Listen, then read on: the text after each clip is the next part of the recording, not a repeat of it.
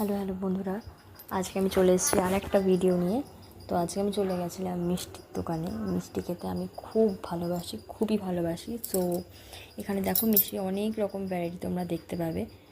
মানে এগুলো দেখলে আর নিজেকে কন্ট্রোল করা যায় না সত্যি। তো আমি অনেক মিষ্টি কেনাকাটা, এই যে দেখো আমি অনেক মিষ্টি কেনাকাটা করে নিয়েছি। তারপর লাঞ্চে বসে গেছিলাম, মাটন ছিল, পোলাও ছিল, পনিরের একটা আইটেম ছিল।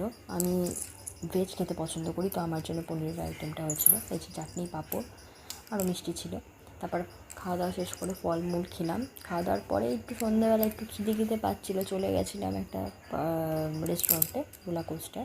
সেখানে গিয়ে আমি মেনলি কিছু খাইনি, জাস্ট অ্যাম্বিয়েন্সটাই এনজয় করছিলাম। খুব সুন্দর ছিল অ্যাম্বিয়েন্সটা, দেখো।